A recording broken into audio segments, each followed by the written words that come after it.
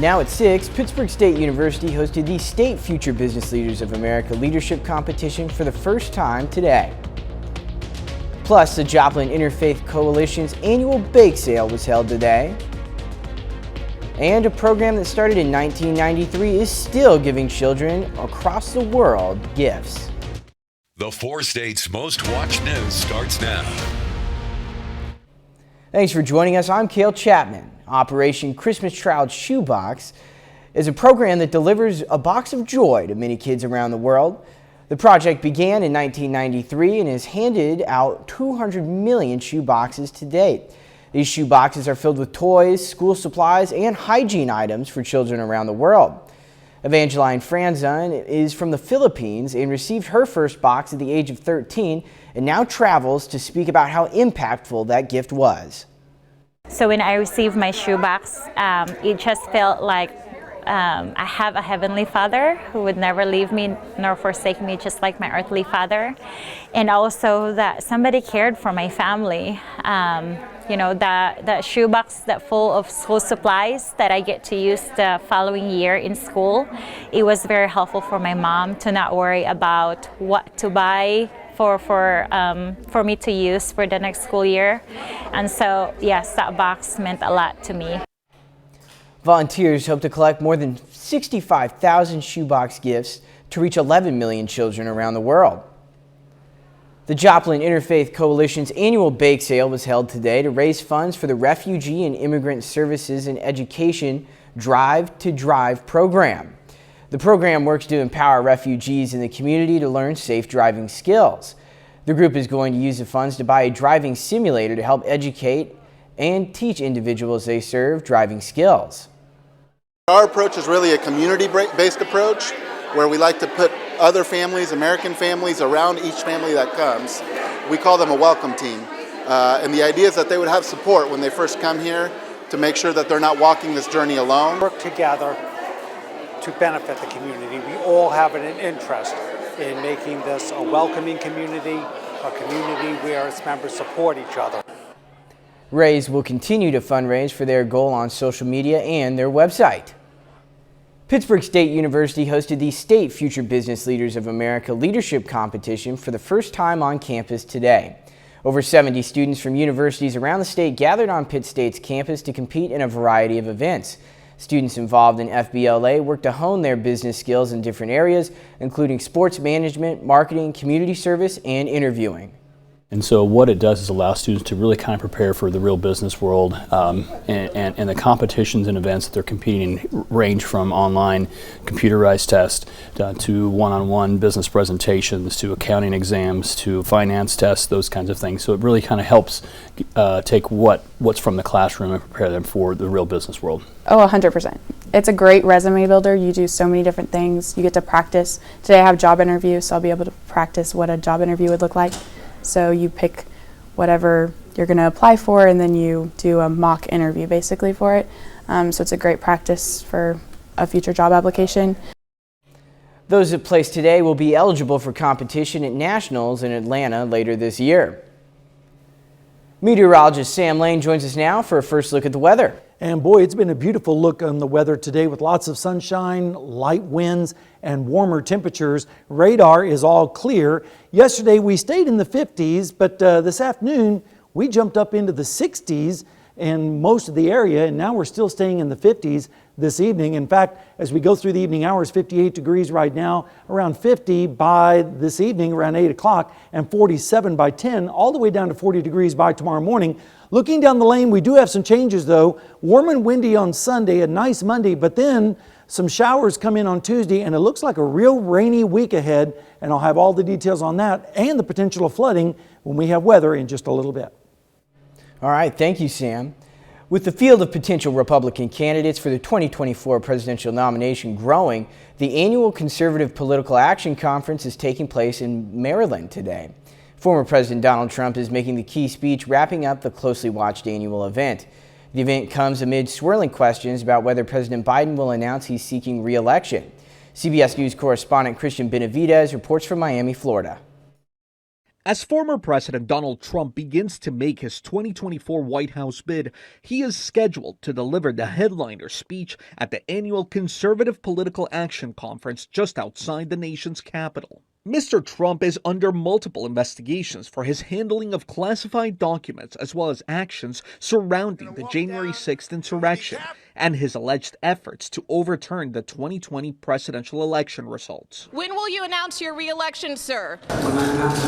Meanwhile, President Biden's anticipated but unannounced re-election run comes amid ongoing questions about the 80-year-old president's age and health. His longtime physician has confirmed a lesion removed from his chest last month was cancerous. The doctor said the president has healed nicely. CBS News has confirmed the Biden team is working to put together an advisory board of high-profile Democrats to help unify the party. On Sunday, the president is set to speak in Selma, Alabama, to mark the 58th anniversary of Bloody Sunday, a flashpoint in the U.S. civil rights movement. In Southern California, another potential Republican challenger, Florida Governor Ron DeSantis, is scheduled to deliver remarks at the Reagan Library. Cristian Benavides, CBS News, Miami. Republican presidential candidate Nikki Haley called out the collection of GOP politicians who are still considering a bid for the presidency but haven't yet announced they're running at a gathering of conservative political donors in Palm Beach, Florida. Coming up, sports director Jacob Leonard joins us from Kansas City with an update from the MIAA basketball tournament. Plus, the University of Wisconsin features its first all-women's sports broadcasting team. The Missouri Southern women's basketball team is still alive in the MIAA tournament in Kansas City. The Lions will play the semifinals tonight, aiming to move on to the tournament championship. Sports director Jacob Leonard is in Kansas City and has more on how the Lions made it to semifinal Saturday. The Missouri Southern Lions hit the floor tonight in the MIAA tournament semifinals here in Kansas City. And the Lions face the top-seeded Nebraska Kearney Lopers. And with a win this evening, the Lions would advance to the tournament championship game for the second straight season. Missouri Southern got to the semifinals by beating Pittsburgh State in the quarterfinals last night, 75-61. The Lions held the Gorillas to just 34% from the floor, including going 3 for 23 from deep. Caitlin Honeycutt hit 4 threes for Southern, finishing with 16 points, while Lacey Stokes scored a team-high 19. Lacey's been consistent with us all year is what she's been doing, getting to the basket. Again, she had only 4 assists, but she had no turnovers, which is huge. A point guard that handles the ball as much as she does. We tried to punch first, so to get up in them and kind of speed them up offensively and take away, what they really want to do. Our intensity and our effort defensively was what really won us that game. We came out with, like Lacey said, a punch first mentality, and we never backed down and we never gave up. We just gave it our all. We hustled, we went for the 50-50 balls, all the rebounds. And I think that's the difference from our first 2 meetings. We didn't really do that. We let them do that to us. If Missouri Southern is able to beat Nebraska Kearney tonight, they'll move on and play for the tournament championship tomorrow afternoon at 2:30. Reporting in Kansas City, Jacob Leonard, KOAM Sports. That Missouri Southern Nebraska Kearney game is just getting started in Kansas City. We'll have the highlights and post-game reaction from the Lions right here on KOAM News at 10. And a trio of students at the University of Wisconsin-Madison made history by forming the first all-female sports broadcast in the school's student radio station history. Andrew Bandstra has the inspiring story from Madison, Wisconsin. I am Tia Sadlin here with Chrissy Birdsall at the Cole Center. UW's student-run radio station celebrated its 21st birthday last week. A few days earlier, though, they made a different kind of history. We just kind of, on our own, wanted to do an all-female broadcast. We didn't really look into the history of it at all. I don't know if there was ever one before that. They said they were going to check their notes, and neither of them had seen an all-female broadcast in the 20-something years that WSUM has been a station. On Monday, February 20th, the trailblazing trio formed UW's first ever all-female student sports broadcast team. I think we set such a good standard, and I'm so excited to see more female broadcasts. Once we finished that final call and took off our mics, I remember we all kind of had this sigh of relief, like we did it. It was an amazing experience. Tia, a senior, was the only female in sports at WSUM her freshman year. As she looks down at the glass ceiling she's broken, it's cleared the path for the next generation. Every year it felt like we're getting further and further towards having more women involved. And Nick, the sports director right now, told us that There's 5 or 6 women in the training program right now. And so I feel so fortunate that the program has grown in the way that it has. Sports is a male-dominated industry, and broadcasting magnifies that. So for all the girls that were told they can't, You can't say that a girl can't do it, because we just did. which means that for all the women that come after, this trio showed that it is possible. With our women's broadcasters here, that, you know, it was a great first step, but I think that we're all kind of hoping for that to eventually become the norm rather than the exception. A little later, we'll break down this week's biggest health stories. And a little later, we're going to break down the biggest weather story, and that's in our forecast when we come back right after this. Wow, what a beautiful way to start off the weekend with lots of sunshine, very little clouds, light winds, and warmer temperatures. I think everyone's enjoying it, including the folks down at Indigo Sky Casino and Resort in Seneca, Missouri. Beautiful sunset shaping up down there with just a few high thin cirrus clouds floating by. Same thing here in Joplin.